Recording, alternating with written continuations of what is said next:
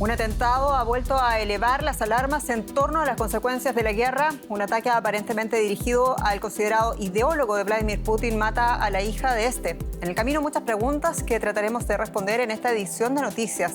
Soy Jenny Pérez, aquí en Berlín para Deutsche Welle. Destacamos: la hija de un filósofo ultranacionalista ruso muere en un presunto atentado con coche bomba. El vehículo pertenecía al aliado de Putin, Alexander Dugin.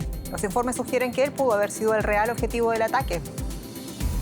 El Papa Francisco apeló al diálogo para resolver el enfrentamiento entre la Iglesia y el gobierno de Nicaragua. Sucede tras el arresto de un obispo, Rolando Álvarez se llama. Vamos a ampliar esta noticia desde Roma. Y China recurrirá a la química para hacer llover. Es la manera con que Pekín busca proteger su cosecha de cereales en tiempos de intensa y prolongada sequía. Se lo contamos.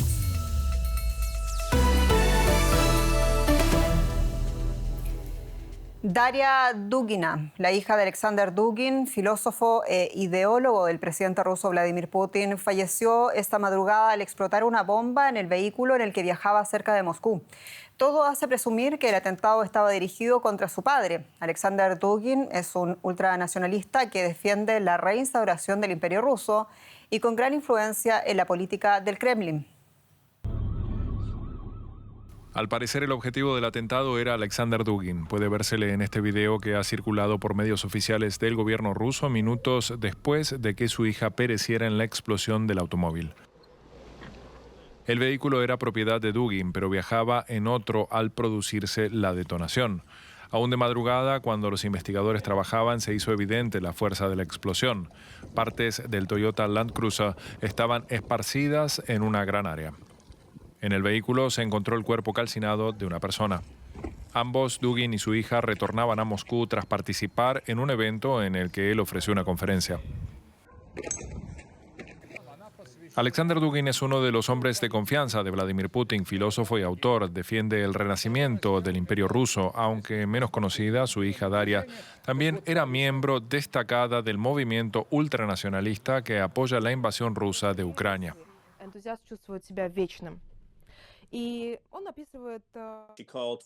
Ella reclamó el genocidio de los ucranianos, los llamó raza inferior y exigió la ejecución pública de prisioneros de guerra ucranianos. Sí, es la hija de Dugin, pero sobre todo era un miembro muy activo de la influyente escena neonazi rusa, nacionalista de extrema derecha. Un portavoz del presidente de Ucrania, Volodymyr Zelensky, negó toda implicación de Kiev, pero los separatistas prorrusos acusan a Ucrania de la autoría.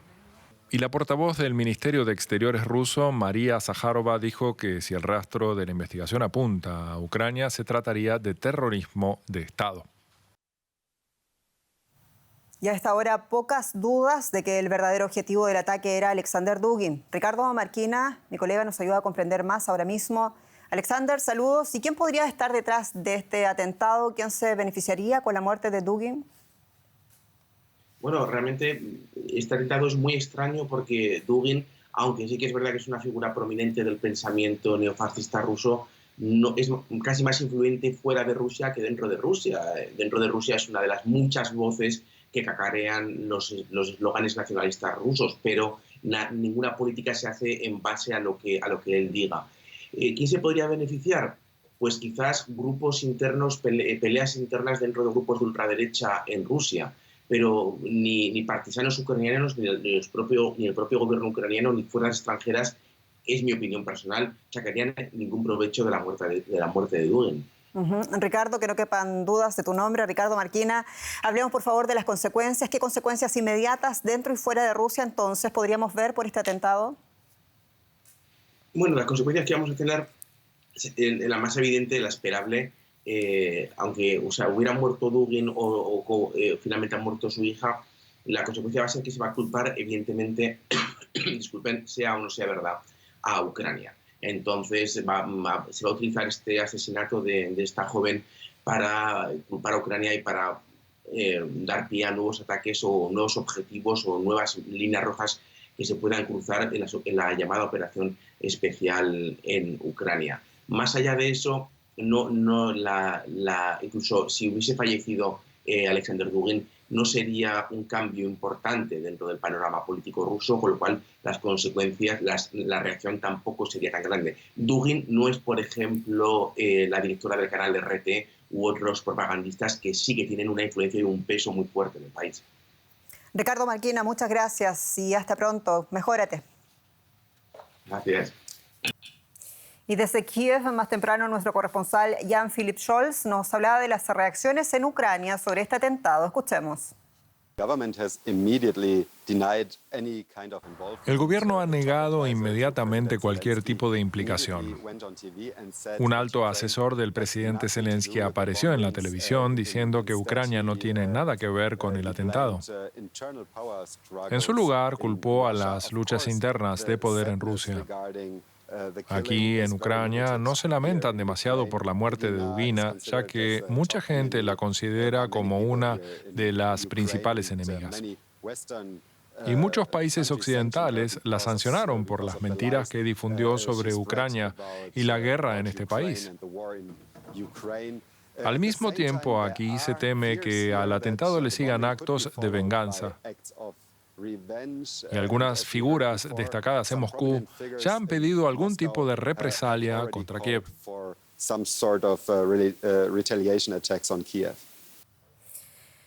En otras noticias, este día el Papa Francisco apeló al diálogo para resolver el enfrentamiento entre Iglesia y el gobierno de Nicaragua tras el arresto de un obispo crítico con el presidente Daniel Ortega. Tras la oración del Ángelus en la plaza de San Pedro, el pontífice se pronunció por primera vez sobre la actual situación en el país centroamericano, 2 días después de la detención del obispo de Matagalpa, Rolando Álvarez, a quien el Papa no mencionó. La captura de Álvarez estuvo precedida por el arresto de varios sacerdotes. Se trata del suceso más reciente que agudiza las de por sí tensas relaciones entre la Iglesia Católica nicaragüense y el gobierno de Daniel Ortega, quien este año ha encarcelado, recordemos, a sacerdotes y expulsado del país a otros, incluyendo a monjas de las misioneras de la Orden Madre Teresa de Calcuta.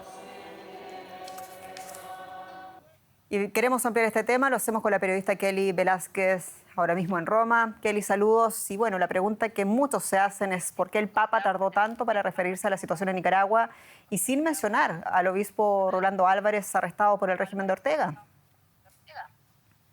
Bueno, es una pregunta que muchos observadores aquí en el Vaticano se han hecho, porque el Papa Francisco suele pronunciarse sobre muchísimos temas, catástrofes, tragedias. Creo que ha esperado casi 2 semanas para pronunciarse porque quiere dar espacio a la diplomacia, a buscar salidas pacíficas, sin llegar a un enfrentamiento directo con el régimen de Daniel Ortega. También este domingo, cuando se pronunció, dijo algo muy importante, manifestó no solo la preocupación, sino la convicción y la esperanza del diálogo abierto, sincero. Es la línea del Papa Francisco, y no solo en el caso de Nicaragua, inclusive por la guerra rusa en Ucrania, es el diálogo a cualquier precio. Kelly, muchas gracias por estas apreciaciones en Roma. Gracias a ustedes. Y nos ocupamos ahora de México, donde un juez decretó prisión preventiva justificada contra el ex procurador Jesús Murillo Caram por el riesgo de fuga del exfuncionario mexicano acusado de los delitos de tortura, desaparición forzada de personas y contra la Administración de la Justicia por el caso Ayotzinapa. Murillo Caram deberá entonces permanecer en el reclusorio norte de la Ciudad de México por lo menos hasta el próximo 24 de agosto, cuando se realizará la audiencia de vinculación al proceso. También el actual secretario de Seguridad Ciudadana de Ciudad de México, Omar García Harfuch, habría participado en cónclaves de altos mandos donde se planeó construir la versión oficial sobre la desaparición de los 43 estudiantes de la Escuela Normal de Ayotzinapa en México. En Perú, el líder ultranacionalista Antauro Humala ha sido puesto en libertad de forma anticipada. Humala cumplía una condena a 19 años por rebelión y el asesinato de 4 policías en 2005 durante una revuelta contra el entonces presidente Alejandro Toledo. Antauro Humala es militar, es político y hermano además de Ollanta Humala, quien gobernó Perú entre los años 2011 y 2016. En 1987 fundó el movimiento etnocacerista que reivindica el acceso de la población indígena al poder en Perú. Según su abogada, es posible que Humala vuelva incluso a participar en la política. Ante la crisis de gobernabilidad que afecta al país suramericano, los analistas consideran que de volver al ruedo, Humala podría hacerse con parte del respaldo popular del presidente izquierdista Pedro Castillo, actualmente investigado por presuntos actos de corrupción. Y China dice que va a tratar de proteger su cosecha de cereales de una intensa sequía mediante el uso de productos químicos para generar lluvia. Como casi todo el mundo, el país se encuentra en medio de una grave escasez de agua después de su verano más cálido y seco desde que el gobierno comenzó a registrar las precipitaciones hace ya 61 años. Pero ¿puede realmente China cambiar el clima? Disparar cohetes contra las nubes para que suelten la lluvia. En la provincia de Hubei, en China, estos investigadores participan en un proyecto con el que esperan salvar la cosecha de este año. Durante décadas se han hecho experimentos en todo el mundo para sembrar las nubes, pero no está claro si funciona. Lo que sí está claro es que los cultivos del sur de China necesitan agua. Sí, esta va a ser la situación todos los años. Vamos a tener que encontrar soluciones. Por ejemplo, construiremos redes para bloquear el sol. Regaremos todos los días e instalaremos un sistema de rociado automático.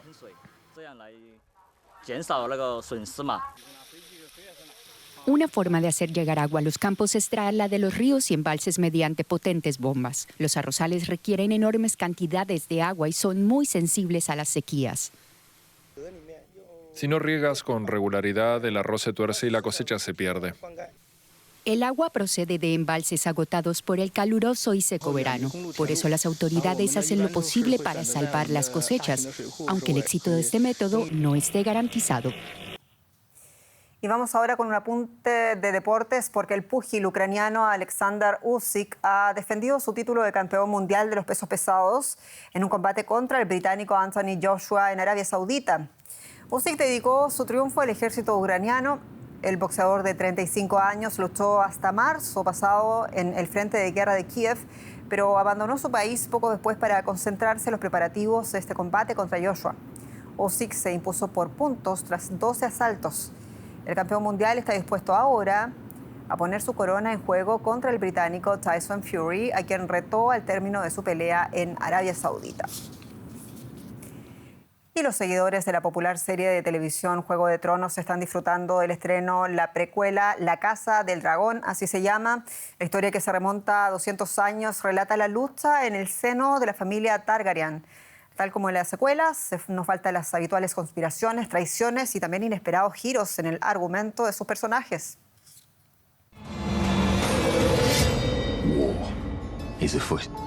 La nueva serie se desarrolla unos 200 años antes de Juego de Tronos y promete más intriga y conspiraciones políticas, cruentos combates y ríos de sangre, e incluso 17 dragones. La serie se centra en la guerra que divide a la casa Targaryen por el trono de hierro. 3 años después del muy criticado final de la serie original, el nuevo elenco y los creadores se alegran de que la espera llegue a su final. Es un alivio poder estrenarla ahora y dejar que el mundo la vea. Ha sido objeto de tanta curiosidad y críticas. Estoy muy emocionado con la idea de que esto acabe y se presente al mundo y ya no tengamos que sentirnos responsables. Siento como si hablara de un bebé y sigo diciéndoles que todo marcha bien y luego me pregunto, ¿estará bien? Tras gastar cientos de millones de dólares en la serie, la cadena estadounidense HBO espera que la respuesta sea sí. Las primeras críticas son mayormente positivas y alaban La Casa del Dragón, más oscura y sofisticada que la serie original. Serán los espectadores los que decidan si realmente es interesante. Nos despedimos. Muchas gracias por su confianza y su sintonía. Soy Jenny Pérez y esto es Deutsche Welle para ustedes en directo desde Berlín y en español. Hasta pronto.